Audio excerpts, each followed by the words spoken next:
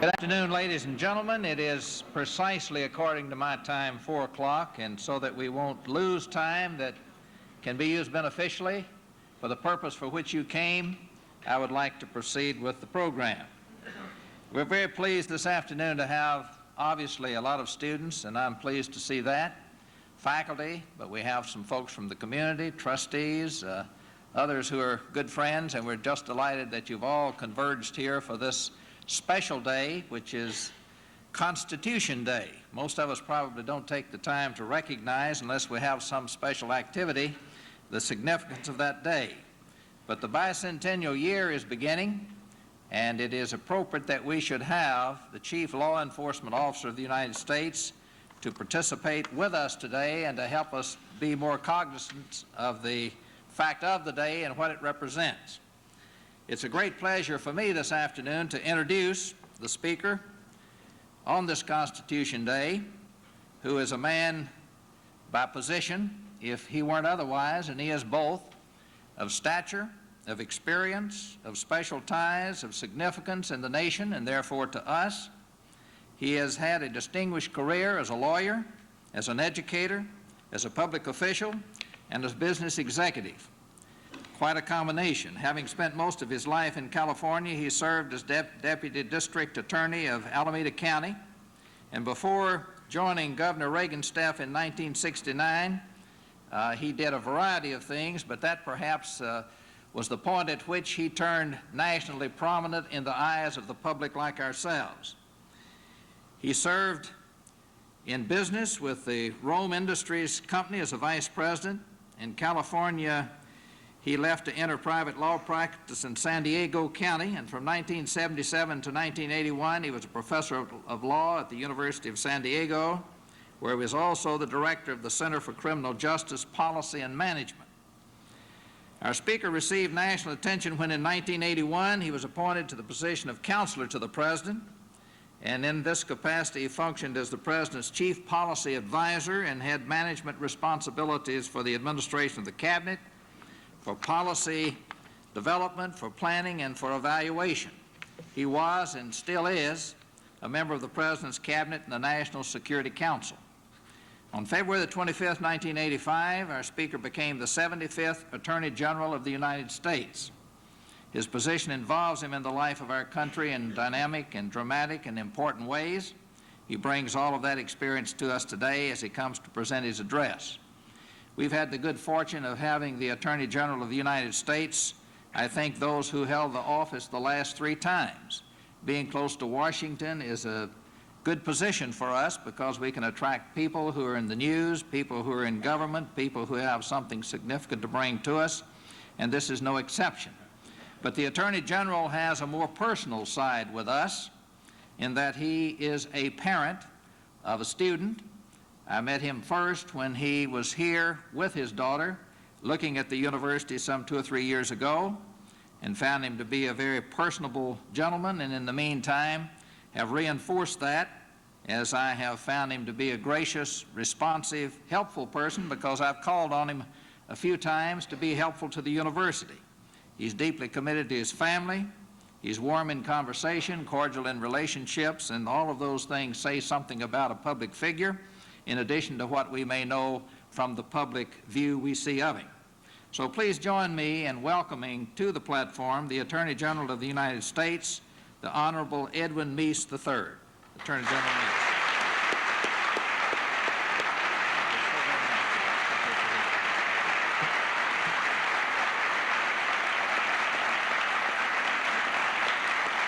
Thank you very much.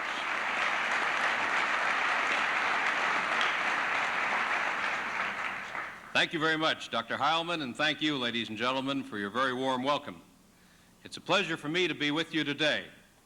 There's something about the first weeks of September that seem to demand getting out of the office, getting out of Washington, and going to visit a campus, and I couldn't be happier than being able to visit this campus here today. My topic on Constitution Day, as you heard from Dr. Heilman, is not surprisingly the bicentennial of our remarkable Constitution. As a matter of fact, there's a certain coincidence to this. A year ago, on the 17th of September, on Constitution Day, I was giving a talk at Dickinson College where the president was Dr. Sam Banks. Today I'm giving a talk here at the University of Richmond where the new president is Dr. Sam Banks, and I can hardly wait to find out where Dr. Banks and I will be next year. I'm always a little hesitant when I come on a campus to talk about a philosophical or a historic subject such as I'm addressing today, when I know that we have many erudite members of the faculty that are in the audience, perhaps experts in some of the things that I'm about to talk about. It reminds me a little bit about the gentleman who was the survivor of the Johnstown flood, and he was quite renowned as a storyteller about that flood. As a matter of fact, he was so renowned that he eventually went on the lecture circuit and made quite a living out of telling about how he had survived the Johnstown flood and what all the things had happened during that period. Well, as happens to all of us, this old gentleman finally went to his last reward. And he hadn't been in heaven very long before he started pestering St. Peter for an opportunity to talk about the Johnstown flood. Well, St. Peter said, you know, the residents up there did like to see the new arrivals from Earth, find out how things were going down there, and that he would put together a group. So it wasn't long, and he did assemble a group of the heavenly host, and they sat down, and St. Peter introduced this man and said, he's here today, and he's going to talk to you about the Johnstown flood. And as the man advanced to the podium, as I have today, St. Peter whispered in his ear, I wouldn't get too carried away with your story, fella. That man with the beard in the first row is Noah. Well, nevertheless, I will persevere, because the 17th of September is the day that our Federal Constitutional Convention of 1787, after many months of hard work, sent forth the proposed Constitution for discussion and ultimately for ratification. It's a day, as Dr. Heilman pointed out, that most of us don't celebrate in quite the fashion that we do the 4th of July.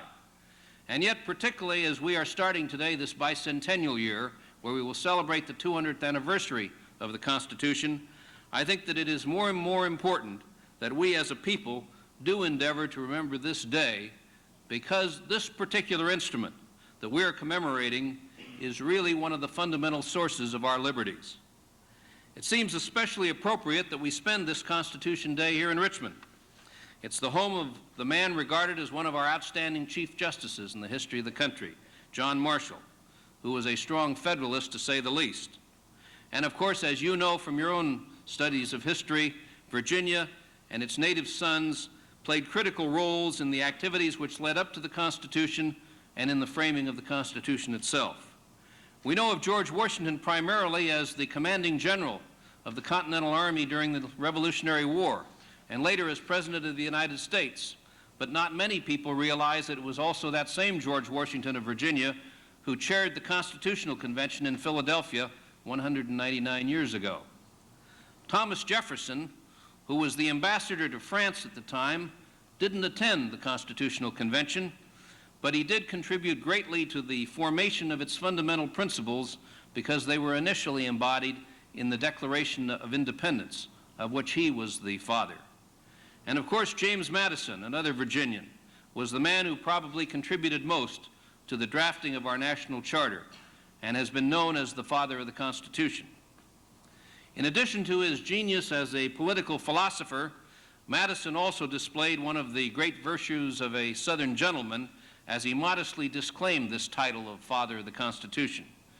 Instead, he declared that the Constitution was not the offspring of any single brain, but it ought to be regarded, he said, as the work of many heads and many hands.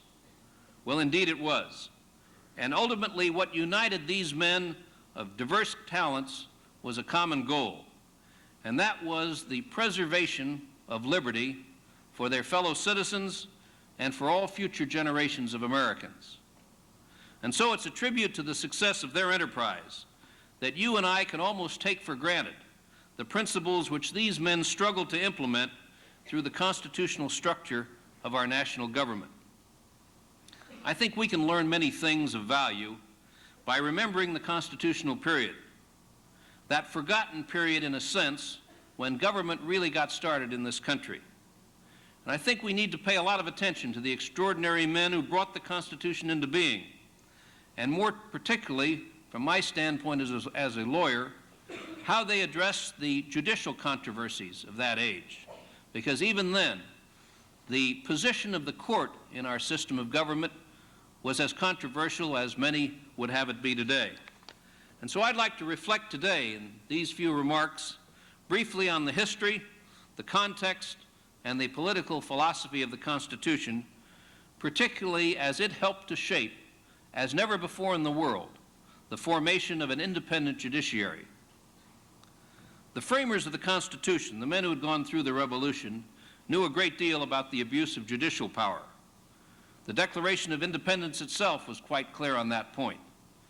When Jefferson was writing it, he listed among his indictments of the British sovereign, as he put it, he, the king, has obstructed the administration of justice by refusing his assent to laws for establishing judiciary powers in the colonies. And he has made judges dependent on his will alone. Although the Declaration of Independence set forth the principles of individual freedom and self-government that were to be the guiding platform for the colonies, it took, of course, the bitter and the hard-fought battles of the Revolutionary War in order to secure these liberties. Often the hardships that were present then threatened to turn the men who fought in those battles away from the noble goals that were expressed in the Declaration of Independence. We know the stories about how George Washington's men became restless during the cold winter at Valley Forge and the winter of 1783 that was spent in Newburgh, New York. If any of you live in upstate New York, you have some idea of what they mean. At times, they almost seemed on the verge of threatening to revolt against the civilian control and the authority of the Continental Congress. Some suggested that the best way to handle this was for Washington to proclaim himself as the new king of the colonies on this side of the Atlantic Ocean. Well, of course, that would have been totally antithetical to the whole concept that the Revolution stood for. And Washington, of course, himself rejected this anti-democratic notion emphatically, as he stated to those who suggested this, "If you have any regard for your country, for yourself, or for posterity, or, as he said, respect for me, banish these thoughts from your mind." Well, as a result, we didn't have a king. We had a president who wisely limited himself to 2 terms. And after the Revolutionary War, the framers reacted very strongly to what they had suffered under the previous experience at the hands of the British monarchy. It was interesting to note that in establishing the first Articles of the Confederation, they were so worried about centralization of power in a national government that they dispersed most of the power among the states themselves, the 13 colonies that had now become the 13 early states. The only thing they left to the Continental Congress as the principal arm of the national government was the power to declare war and make peace. And remember, it was quite a different era at that time when they had an ocean separating themselves from Europe. They permitted Congress supposedly to regulate commerce and to maintain an army and a navy, but it would not even collect taxes. Its laws were the supreme law of the land, yet this new national government had virtually no executive to enforce them and a very limited judiciary to apply them. Unwittingly, the authors of the Articles of Confederation had gone too far in this dispersal of governmental power. The national government, in effect, was left without the necessary authority and could not maintain the order that was required to allow men just to go about their ordinary business. And so the economy of the colonies suffered because of this. And there were battles between the states, even to the point of not allowing merchants to go from one state to another under certain circumstances. Beyond that, the government didn't have the power to tax. And as a result, Congress couldn't pay its debts. And on one occasion, the congressmen were chased out of Philadelphia by unpaid troops who virtually mutinied. This revolutionary unity that had carried them through the bitter war faded as these new states raised tariffs and restrictions against each other's goods, and as a result, the country moved toward balkanization or separation among the colonies and the establishment of several jealous economic fiefdoms that would not deal with each other. You've heard probably in your history books about what's called Shays' Rebellion, of some debtors who rebelled against the government, which again formed one of the events that highlighted the need for a stronger national government. As a matter of fact, James Madison wrote at this period, despairing over the future of the new country, that if, as he said, the present paroxysm of our affairs be totally neglected, in other words, if that was the way in the colonial times, it said if something isn't done, our case may become desperate. Yet even in this turmoil, some of the founders saw that one problem was perhaps more dangerous than all the others. And Madison was convinced that the mutability of the laws, that is, the way in which laws could be changed so easily under the Articles of Confederation, was the primary cause of the uneasiness that led to the Constitutional Convention.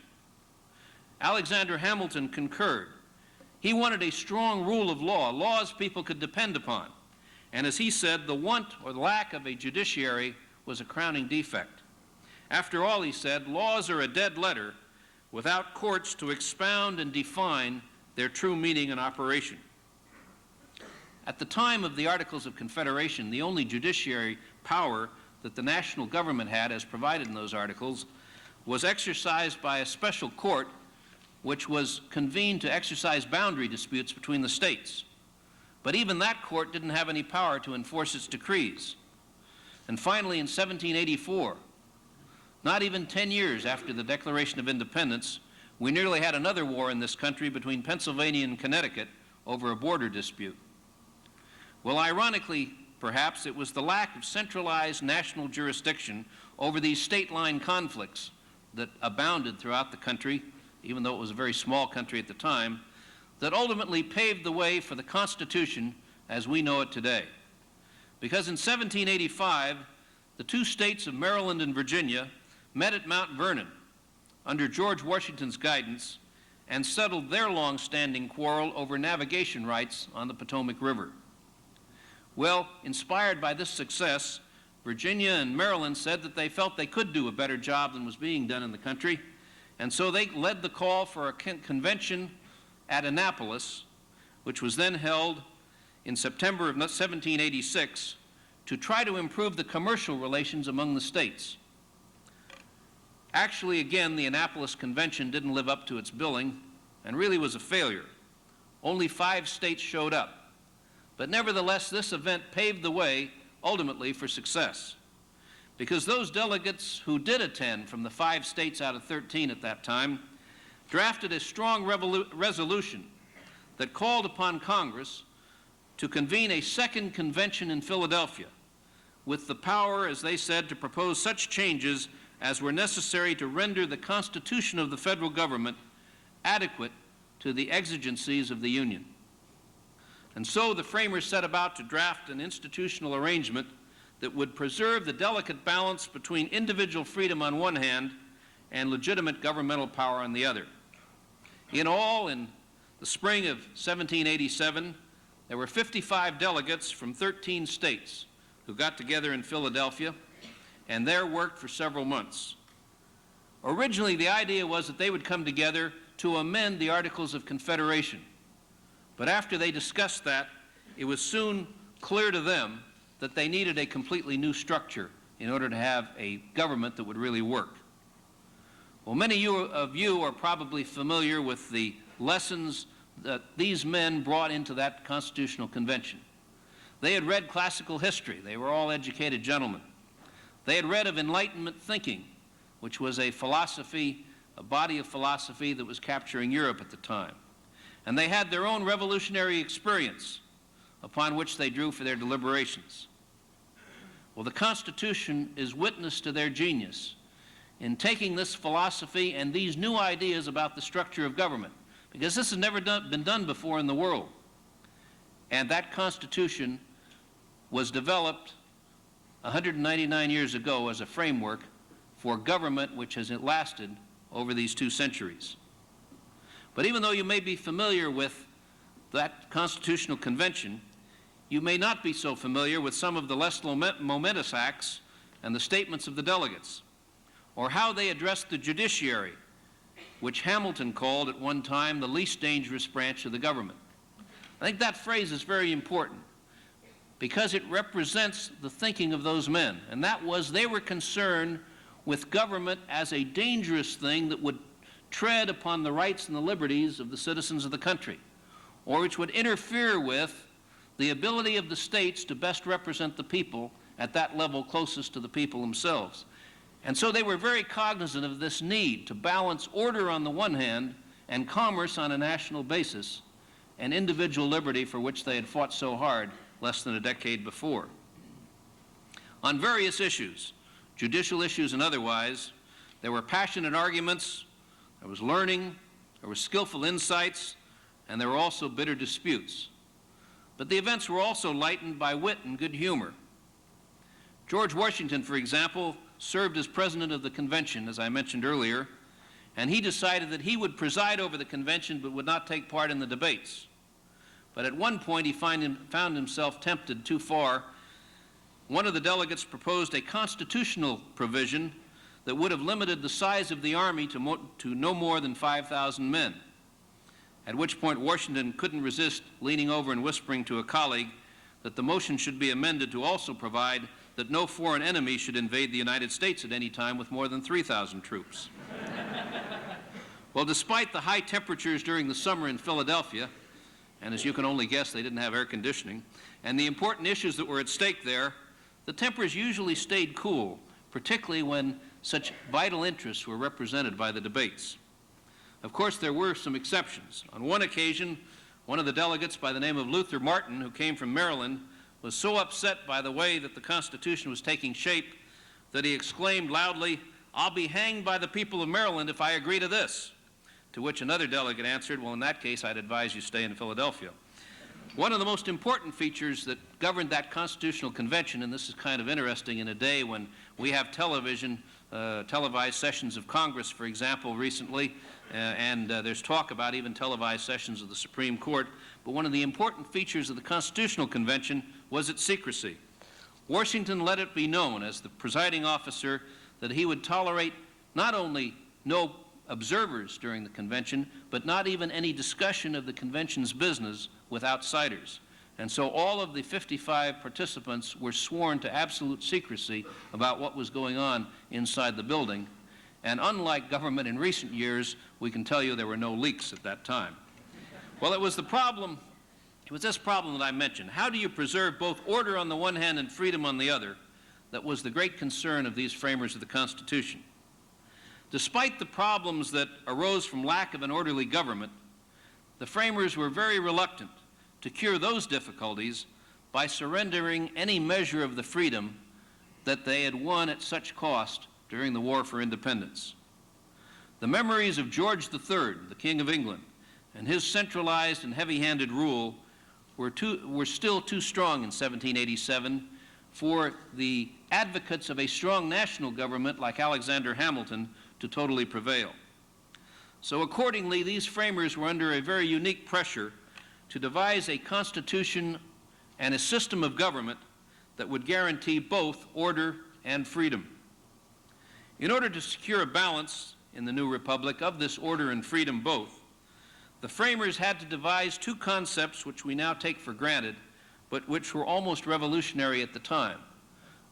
There was no other country that had anything like this. And the first was the concept of a written constitution. Prior to 1787, it was unheard of for people to get together through their elected representatives and then form a government from scratch.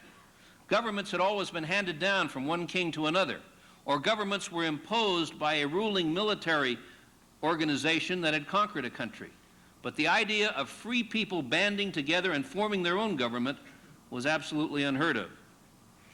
Such an assembly became possible only because the framers of the Constitution believed in law, and they had this idea that it would be possible to create a supreme law that would even bind the government itself and thus preserve freedom.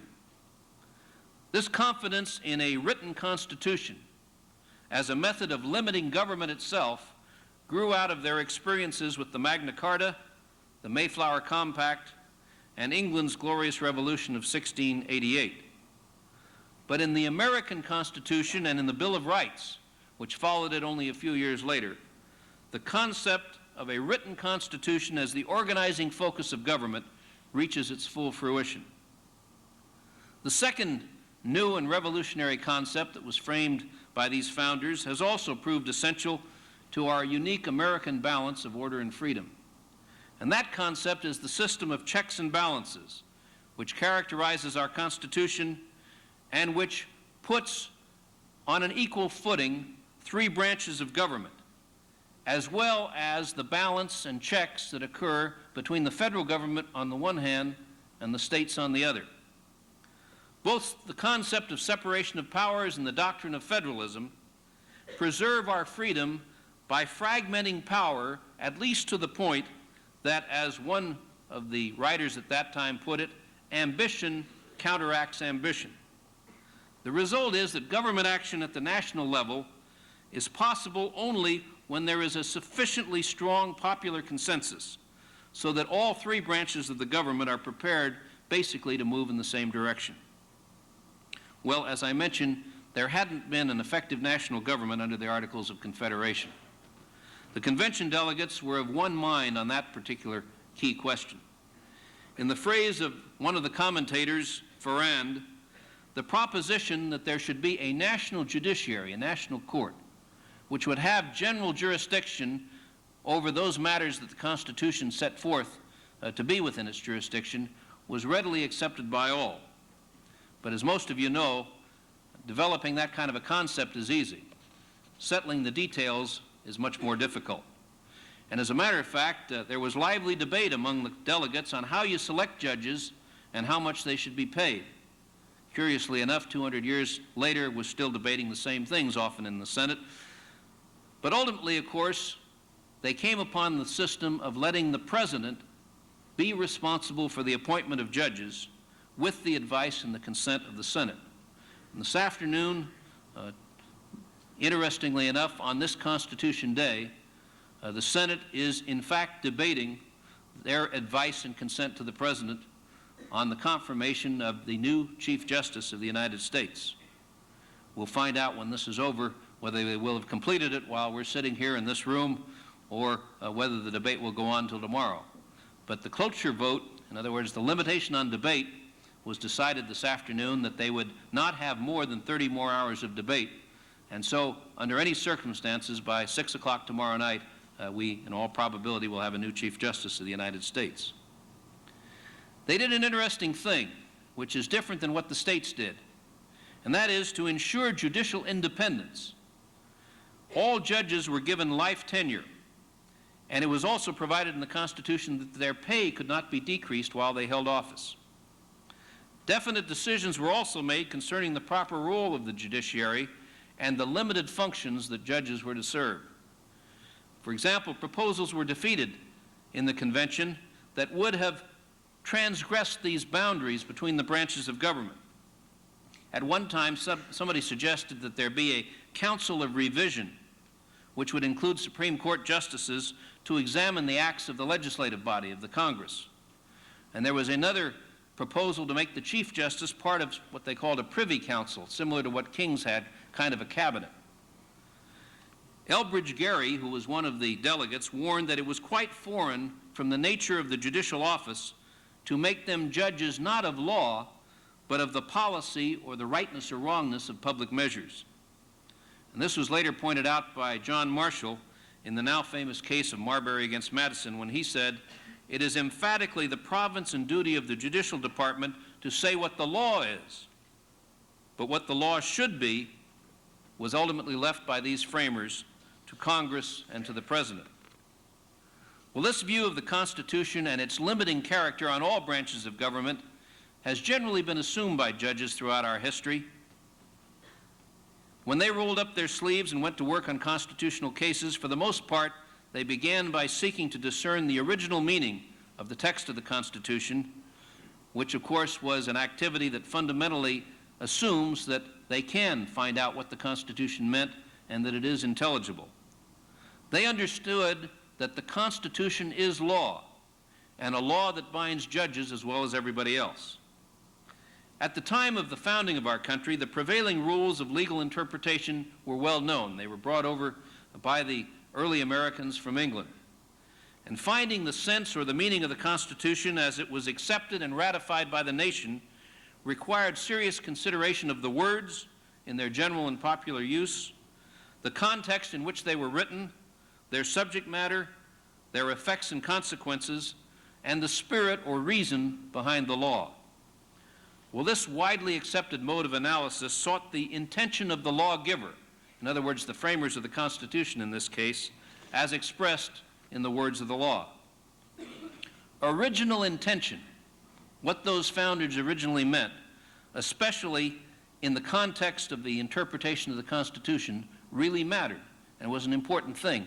And that's why in that Constitutional Convention in Philadelphia in 1787, a lot of time was taken up debating phrases, debating clauses, even debating individual words, to be sure that it would be clear for future generations what the founders meant when they established this system of government in all of its organizational detail, and which was later then ratified by the people of the various states through their legislatures. Justice Joseph Story perhaps summed it up best when he said, "It should never be lost sight of that the government of the United States is one of limited and enumerated powers, and that a departure from the true import and sense of its powers would be the establishment of a new Constitution. To do so," he said in effect, "would be doing for the people what they have not chosen to do for themselves, and would be usurping the functions of a legislator." Well, this common sense approach, this tradition of constitutional interpretation, and this understanding that the Constitution was law and limited all governmental power was dominant in most legal circles until relatively recently. But during the past several decades, we have witnessed the rise of a differing view of the Constitution and its place in American life. This new, indeed radical view denies the validity of the traditional approach. It holds that the Constitution's original meaning either can't be understood, or if it is discerned, cannot be applied to the issues of today, except with considerable judge-made modifications. In this view, we should allow judges to infuse the Constitution with new meanings, derived from evolving notions of what might be called contemporary morality. It is only a matter, some say, of judges pouring fresh ideological wine into the old constitutional bottle. Well, the major source of this type of jurisprudence has occurred in some of our law schools in the country. As a matter of fact, appeals judge Robert Bork, himself a law professor who is now on the bench, has written in recent decades, as he said, "We have seen a torrent of constitutional theorizing pouring from America's law schools." And he comments further that such a sudden flood of innovative theories may signify not the health of scholarship and constitutionalism, but a sign of malaise and quite possibly deterioration. Well, this modern theorizing also represents a radical departure from the great tradition of interpretation that assumed the intelligibility of the federal Constitution. Judges in the early 1.5 or more centuries of our country did not routinely invoke their own fresh moral insights in reviewing acts of Congress, nor did they believe that we should make the Constitution into a sort of a draft horse that would pull the American people towards some extra-constitutional, judicially created concept of a so-called ideal world. Yet not only is the modern theorizing at odds with our past, it more importantly cannot be reconciled with the fundamental principles of a democratic society. Our Constitution does not give judges the authority to rewrite or otherwise amend our fundamental law.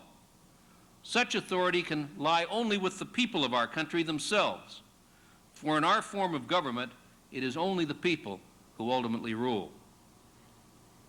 Obviously, recognizing that any constitution had to be adaptable to meet new circumstances when necessary, the framers did provide a means for the people to govern themselves in accordance with changing times. And thus Article 5 of the Constitution spells out a method for changing our fundamental law, the process of formal amendment. And as you know, through this process, we can propose alterations or additions to our Constitution, and down through our history we have done so on a number of occasions, and many of you have been familiar, even within the last decade, of a number of attempts to further amend the Constitution, some of which have been successful and some of which have not. Well, while the modern theory about how the Constitution should be applied has arisen mainly in certain of our law schools, it has had consequences more generally in our legal culture, in some court opinions, in some congressional debates and hearings, and in part of the media that is particularly interested in legal matters. But this theorizing, I think, is perhaps something that is being more and more questioned, and again there is a mainstream of thinking that is taking the opposite tact. As I survey the scene today, I am inspired by signs of a return to constitutional health, of a return to a common sense approach to the interpretation of the Constitution, which has been the traditional dominant theme for so many years. And I think it's especially appropriate that this return to common sense, to an understanding that constitutional law must be rooted in the Constitution itself, and that our fundamental laws limit even judicial power, is occurring during this moment of great historical celebration. I see a great debate that is ranging in recent years, and I see great benefits coming from this debate. The debate itself began long before last year. It's a debate that some time ago, the late Alexander Bickel of the Yale Law School began in his discussion now nearly 2 decades ago, and his brilliant critique of the Supreme Court under the leadership of Chief Justice Earl Warren. Bickel's friend and colleague at Yale, now, as I mentioned, Federal Appeals Court Judge, the Honorable Robert Bork, continued that debate and that commentary, and in many important ways has shaped the debate with statements such as that which I read earlier. And certainly Raoul Berger, a liberal in his own political philosophy, with his publication in 1977 of a book, Government by the Judiciary, has certainly sharpened the issues. In the past year, you have seen that there has been commentary on this issue of the Constitution and its place in our political life. It's been in newspapers, in the news magazines, in law reviews, and many other journals. And former Justice Goldberg, when he was here on this campus last spring, himself participated in espousing his views and his contribution to this debate. As we listen to the debate, as we hear differing points of view, as we read the massive writings on the subject, I see generally an increasing acknowledgement from across the political spectrum on the need for interpretation of the Constitution that conforms to the original meaning of our basic charter. I would suggest that this concept was much less elaborately expounded only a decade ago, but more and more as the debate is extended and more voices join, you hear more representation of this point of view. I think that in the country there is as well a growing realization that judicially created rights and remedial decrees based on them, bereft as they are of any support or principles found in the Constitution itself, are not sturdy expressions of principle and will be subject, as one judge put, to whatever ideological breezes blow through the legal community. And these breezes may be either liberal or conservative depending upon the times. But certainly this is no way to preserve fundamental liberties or to provide a stable, reliable body of constitutional law. And I think even among somewhat liberal institutions in our country, there is greater appreciation for the threat to our most cherished principles that occurs when judges try to act like legislators. And thus Stuart Taylor of the New York Times, a particular paper that I seldom have the opportunity to quote in these speeches, wrote in the New Republic, where he said, "Judicial legislation erodes democratic self-government. It converts judges into an unelected and illegitimate policy-making elite. Indeed, its most radical exponents evince a deep antipathy for the democratic process. The urge to do good is powerful, and the urge to court greatness is intoxicating, but judges should resist the sincere but arrogant assumption that they know best. Well, during the past term of the Court, we've also seen how much alive is a recognition of the importance of original intention and limited judicial action. Justice White, appointed by a Democratic president, for example, in his dissent in the Thornburg case, argued that fundamental liberties and interests are most clearly present when the Constitution provides specific textual recognition of their existence and importance. To argue otherwise, Justice White concluded, is to risk having the Court, as he said, impose its own controversial choices of value upon the people. And finally, one of the best signs of the return to common sense about our fundamental law came in recent opinions by Chief Justice Warren Burger. His opinion in that case that invalidated a portion of the Graham-Rudman-Hollings Deficit Reduction Act was a masterful analysis of the text of the Constitution in light of the intentions of those who framed it and those who ratified it. And likewise, Chief Justice Burger, in an earlier separation of powers opinion in the now famous Chadha case, where they overruled the one-house veto of presidential action, shows the importance of the limitations on governmental power as compared to other values. In that case, it was argued that it would be much more efficient to let either House of Congress overrule by a one-house veto the actions of the President in certain circumstances. But Chief Justice Burger said, with all the obvious flaws of delay, untidiness, and potential for abuse, we have not yet found a better way to preserve freedom than by making the exercise of power subject to the carefully crafted restraints that are spelled out in the Constitution. It's a dedication such as this to the fundamental principles of the Constitution and its various institutional arrangements that best secures that idea of the early Revolutionary War survivors of limited government. Well, as we approach 1987, we as a free people need to remember that the Constitution is more than the Bill of Rights and the 14th Amendment, important as those parts of it are.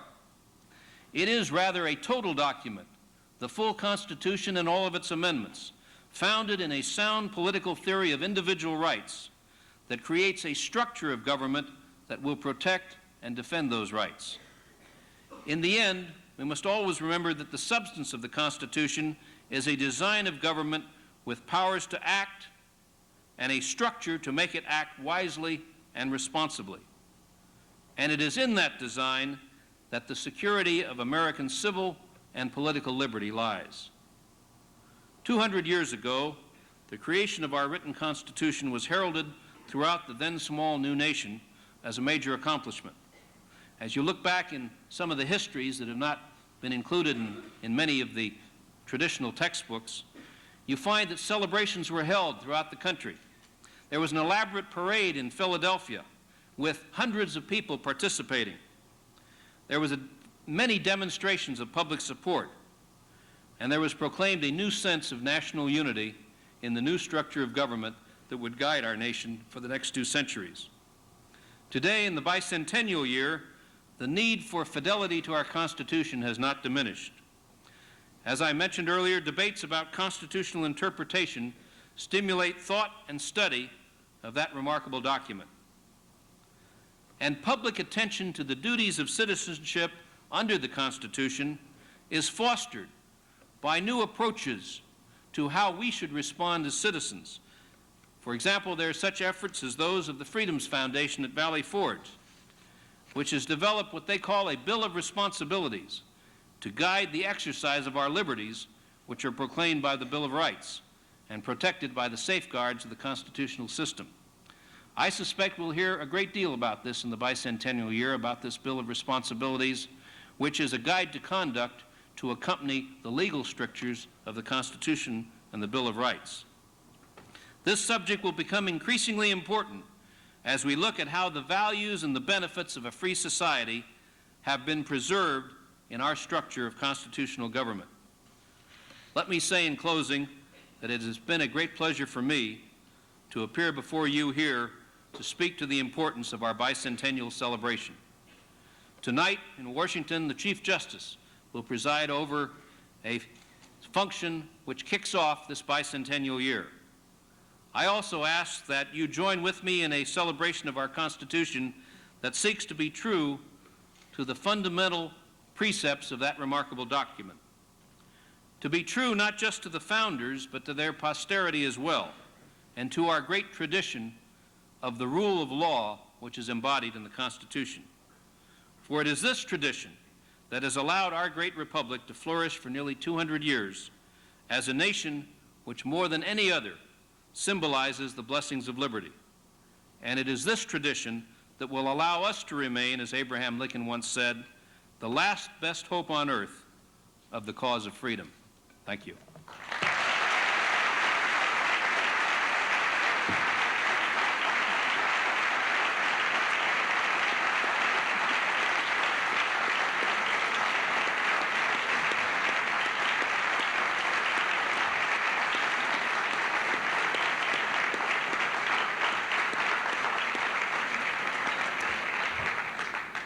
Thank you, Mr. Meese, for sharpening our remembrance of the Constitution and for improving upon our knowledge of its creation, its development, its interpretation. I failed to identify the Attorney General by his universities from the past, and he's in the university community. I should do that. He's a Yale undergraduate and a graduate of the law school at Berkeley. And I might also say that this get-together today really is sponsored by the university through the T.C. Williams School of Law. Dean Edmonds and the faculty and the student body there have helped us to do this. One of our trustees, Stan Pauley, was involved in our bringing the Attorney General here, and I'm pleased with that.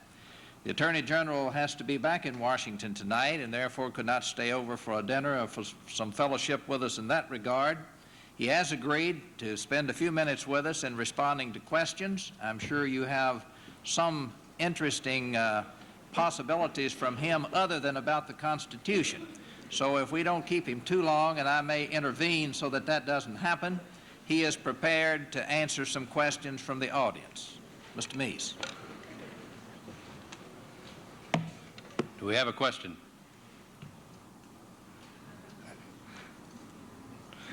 A lot of people don't want to ask the first question, so I'll now take the second question. Yes. Mr. Meese, yesterday in announcing himself as a Republican candidate for the presidency, Pierre DuPont stated that he would support mandatory drug testing for high school students. And I'd like to know, should the president seek a counsel on a similar plan as part of his drug program, would you support it? Okay, the question is basically, in essence, would I support the proposal that Mr. DuPont, former Governor DuPont, made of the mandatory testing of high school students? My own view is that testing for drugs has been overblown in the news media. I think it is a technique that is helpful in certain cases, but it's by no means a panacea, a cure-all, and it certainly is not something that I like to see us just go out and test everybody in society. I think that it really ought to be left up to the administrators of schools, and it ought to be done on a more selective basis where they find some reason to administer the tests. I think there is probably as much reason to test teachers and school administrators as there is to test students, and if it was going to be applied to students, I'd certainly want to see that it was applied across the board to everybody involved in the educational institution.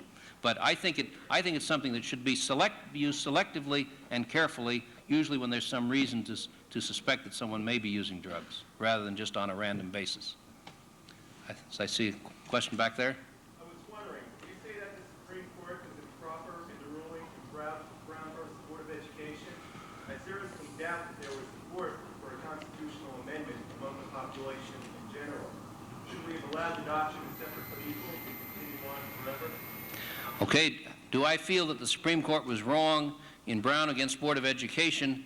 The Speaker doubts that there was a support in the country for a constitutional amendment, and should we have allowed separate but equal as a concept to go on forever? I do not think that Brown against Board of Education was, that the result in Brown against Board of Education was incorrect or wrongly decided. As a matter of fact, I'm old enough to have been in law school when the case was decided, so I know what the law was both before and after. But my feeling is that the legal phraseology that was used in Brown against Board of Education was not as as well constitutionally rooted as it might be. I think that it should have been predicated more clearly upon the idea that any divisions among people, such as separate but equal treatment, which separate but equal treatment was, any divisions like that is against the basic intent of equality under the law, and that they could have done a better legal job in writing the opinion. But I believe very firmly that the concept and the result of the case was very properly and and from a constitutional standpoint, the right one to come forth with, and I'm glad that it came at that time. I guess I'm only surprised that it hadn't happened earlier. Do we have any other questions? I can't see all of you. Yeah, I guess there's one up there behind the lights. Yes, Mr. Meese, I've got two questions. Earlier in your speech, you espoused the virtues of our founding fathers. One of the names you mentioned was Thomas Jefferson, who was one of our greatest early advocates of freedom of thought and freedom of expression.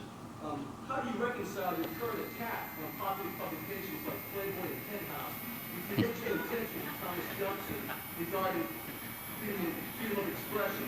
And also, do you believe, as many of your friends on the conservative right, that the banning of many great classics such as Romeo and Juliet and Tom Sawyer and Huckleberry Finn from our public libraries and schools furthers the cause of liberty and freedom in America today? Okay.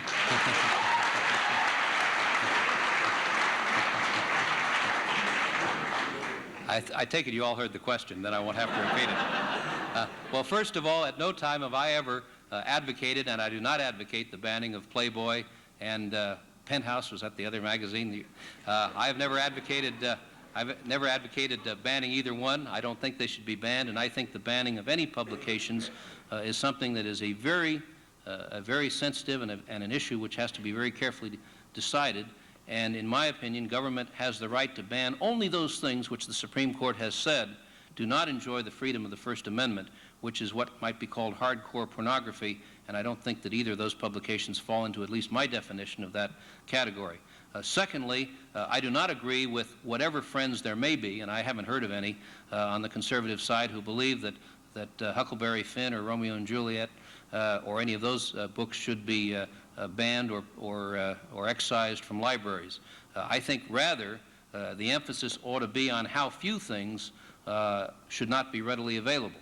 But I think that we do recognize that there are some things probably that most people here have never been exposed to, that at least the court has felt are beyond the pale of civilized society, particularly things which exploit child pornography and that sort of thing, which have been ruled to be obscene and therefore not within the protection of the First Amendment. I think those are bad. The court has said they're inherently bad because they have no redeeming social value, and I think that they are also socially bad because the exploitation of sexual abuse of children and that sort of thing, I think, is not a proper activity for a civilized society. But as far as banning any of the things you mentioned, I would certainly be opposed to it. For interpreting the Constitution purely, how come the justices of the Supreme Court are politically oriented prior to their becoming members of the Supreme Court? Look at history and you see the liberals are chosen by the liberal president, the conservatives by the conservative president. Okay, in view of my feeling that the court should not be politically oriented, why is it that justices over time have been politically oriented, i.e. that liberal presidents have chosen liberal justices and conservative presidents have chosen conservative justices? Well, I think that obviously a president is likely and there is absolutely no provision in the Constitution that says that a president should not choose someone for the Supreme Court with whom he agrees. I think it's interesting, though, that virtually without exception in our history, presidents have been very careful to go out of their way to try to choose people who they felt had the intellectual capacity, the temperament, and the legal background to be good justices. And many presidents have been very much fooled by what the justices did once they got on the bench. President Eisenhower, for example, when he chose Earl Warren, a very distinguished former California governor, to be the Chief Justice of the United States, and when he chose Justice Brennan, did not quite have in mind some of the decisions that later emanated from both of those justices. Justice Roosevelt when he chose Hugo Black, who was a political liberal, did not realize that Justice Black would be very dedicated to, in a constitutional sense, a fidelity to the Constitution and to its original intent. So I think that while people may have chosen justices very properly under constitutional doctrine with whom they agreed, I don't think any president, once the justice takes the oath, controls what his actions or what philosophy he will espouse. Let me just say, though, I think it's important that we realize that when we talk about the court, we're not talking about traditional ideological or philosophical positions, as was demonstrated by the people that I talked about. I think that what I am talking about is not whether they're liberal or conservative. What I'm talking about is that we should have justices on the court who believe that they have a limited role in examining laws that are passed in the light of the Constitution, and not of either stretching the Constitution or remaking the laws, and that they appreciate the fact that they are not a legislature elected by the people, but they have a limited role of examining laws as judges, and that those two functions are quite separate. That's really what I'm talking about when I talk about judicial philosophy and the approach to the bench. I think we have, yes. Mr. Meese, do you see constitutional difficulties in some of the proposals to use military forces, Army, Navy, in the interdiction of drugs at our borders? Do I see constitutional difficulties in the proposals to use military forces, the Army and Navy, in the interdiction of drugs on our borders?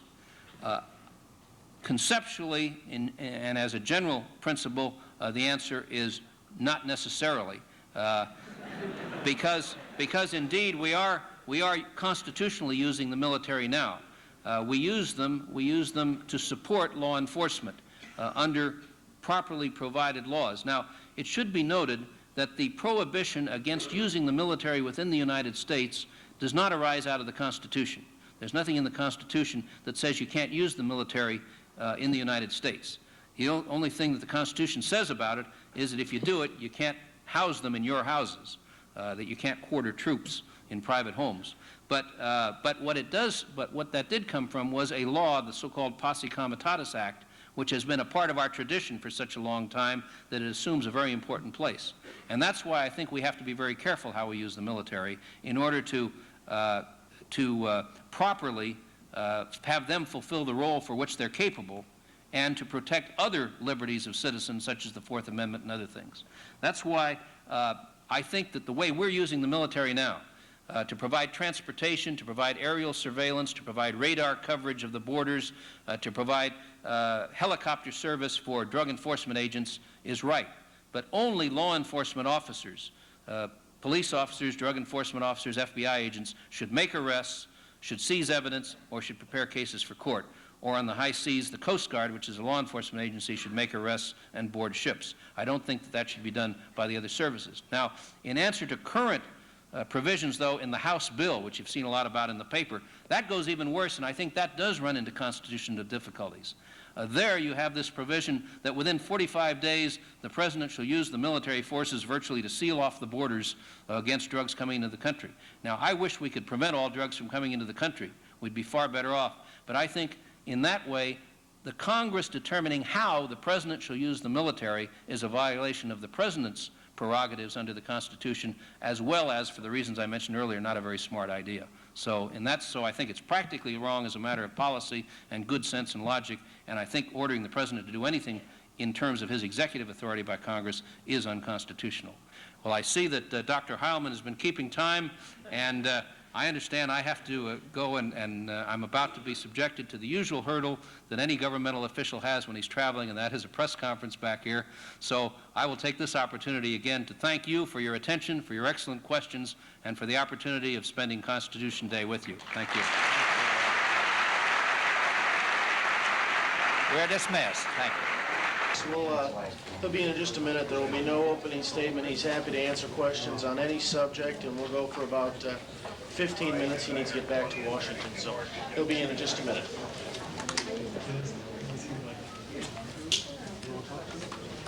You want to say anything, Bruce, or have you already said something? Yes, sir. Okay.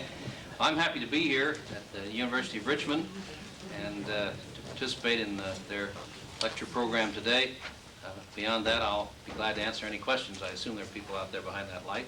So we're talking about a day commemorating our freedoms. Could you restate your position on drug testing and possible legal implications, the ripple effect that might affect our judiciary? I think that drug testing is a limited but necessary part of a total effort against drugs in the workplace, and to a lesser extent perhaps drugs in schools. I think we're trying to achieve a drug-free society, and I think there is a place for drug testing. I think it has to be handled very carefully. I don't personally advocate testing everybody. I think, particularly in the federal workplace, the President has proposed a very limited use of drug testing based upon the needs of particular departments at the discretion of the department head in regard to those people in sensitive positions, people whose activities affect the health and safety, or who are in law enforcement or who have access to classified information, and whose drug use could seriously injure others or compromise the national interest of the United States.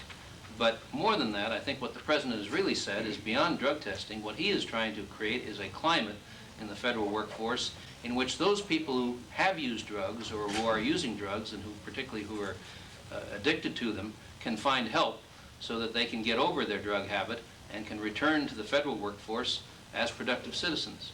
We think this is important not only to serve the taxpayers, but also to provide an example for industry where a great deal of productivity is lost, which hurts our national competitiveness because of drug use.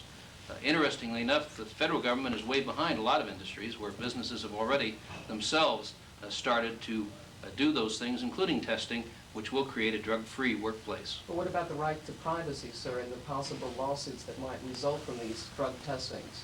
Well, I'm sure there are going to be lawsuits, but I would think that when you balance, when the courts balance the interests of the public and the public health and safety on the one hand, and the fact that on the other hand, it's a limited number of people that would be required to take drug tests for the reasons the President set out in his executive order, that I think on balance, I'm very hopeful, and I believe on the basis of past law, that the courts will uphold the constitutional validity of such tests.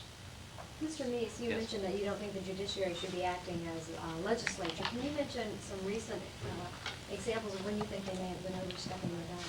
Well, I hate to pick out particular cases, but I think there are a number of cases that are pretty well known, which are not my choices, but which are the choices of people who write law reviews.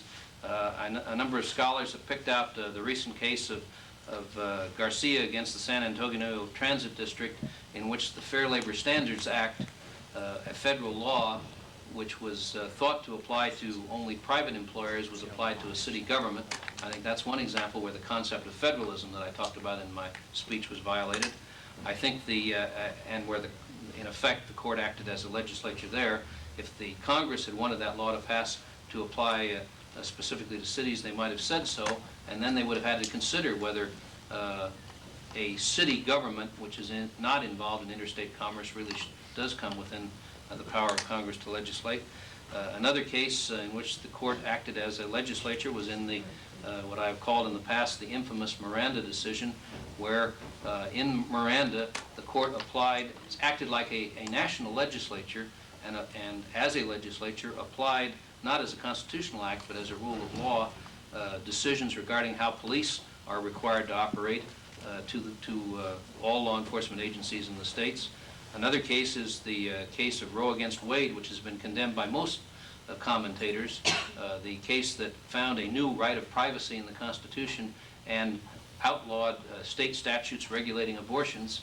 I think that many of the commentators have said that that's a case of judicial legislation. So those are just a few which people who have examined these cases over the years have commented on their legislative nature and being, in an ideal world, beyond the limited power that courts should exercise. Sir, several months ago, a pornography report was delivered to you. It linked pornography to violence, made a number of recommendations. It created quite a clamor, but we've heard nothing about it since. What is going on with that report, if anything?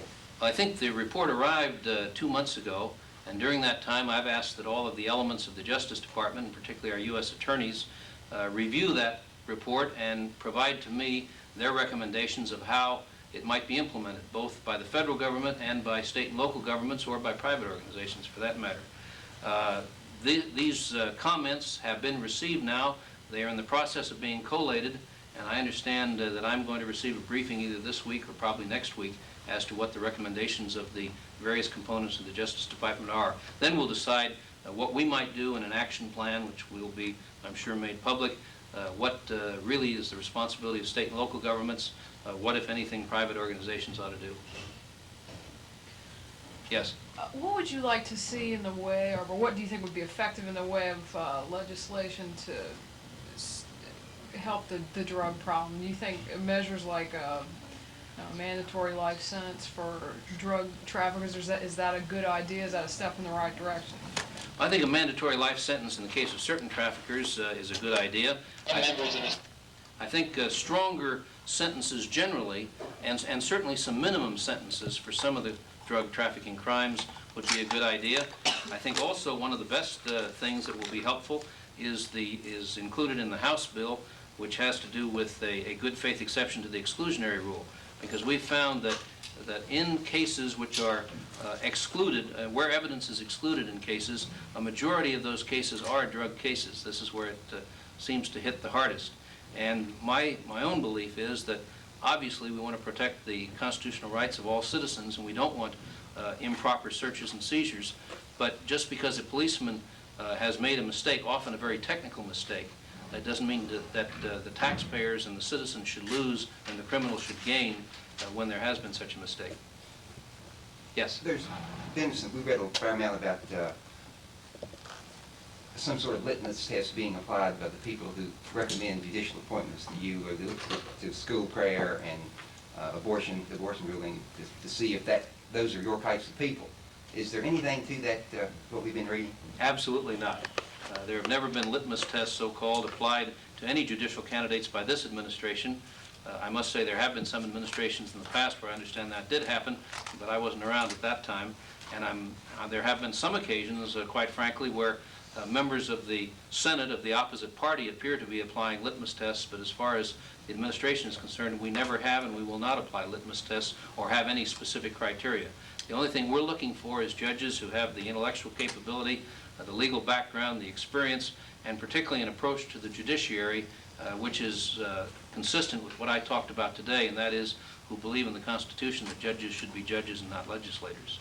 Would you support? Time for two more questions. So what is your own position on pornography? Over here, and then we'll get back to you. Would you support the use of illegally obtained and unauthorized evidence in a court of law if it was in a drug case, drug trafficking, drug use? I think if it was valid, probative evidence, yes. I think it should be introduced. If the police officers acted in most of these cases, the officer is not acting out of any kind of a wrongful attitude. Most of the time, many of the times at least, the officer is doing what the law provides at the time he made the seizure, and later on the courts change the law on him and throw out the evidence. So I think there's good reasons to not exclude valid, probative, effective evidence that has cleared all of the other evidentiary rules. And how would you answer charges that skirts the Fourth Amendment? Well, it doesn't. It never has been a part of the constitutional requirements of the Fourth Amendment. Illegal search and seizure, it would... Well, the idea of excluding evidence has been the exception rather than the rule in our history.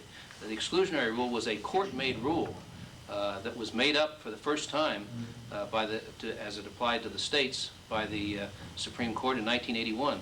We went 175 years, 1961. We went 175 years without any exclusionary rule. Many of the countries that had tried the exclusionary rule otherwise abandoned it because they felt it was a bad rule. And I think it's a bad rule for this country. Again, I'm absolutely dedicated to the preservation of people's constitutional rights. But at the same time, I don't think that the public should suffer and the criminal, in effect, get a benefit because of some mistake, often technical and often inadvertent by a police officer. I don't feel that two wrongs make a right. Mr. Meese, is there anything colleges and universities could be doing to eradicate the drug problem on campus, such as undercover operations or maybe more use of searches on campus? Well, I think Bill Bennett made some suggestions earlier when he said college administrators should take a firm rule that drugs won't be tolerated on their campus. I think the main thing is getting across to college students, like most people, the health hazards and the real dangers of narcotics. We have on our campuses, obviously, the most intelligent and best educated people in the country, and I think that this is a population that would be particularly willing to accept information, not scare tactics and not myths and not hysteria, but solid medical facts about what drugs do to you and what the dangers are. I don't think we have to have too many cases of Lenny bias or cases like that before people will realize that this is dangerous stuff they're fooling with. I interrupted you That's before. quite all right, so thank you. What is your own position on pornography? Well, my own position, which I don't think is too important since it's what the law says, but my own position is that there are certain things which, because of their nature, child pornography and things like that, are so antisocial that when they fall so far below community standards of what is decent, and where they fall into that category which the courts have said is not protected by the First Amendment because it has no social value whatsoever, then and it applies to the prurient interest and all the other requirements of their definition, then I think that those are things that people in a community wouldn't want to have around, and I certainly wouldn't want to have them around, particularly when they result from the exploitation of children and sexual abuse of children. Thank you, Mr. Meese. Okay, thank you. Mr. Meese.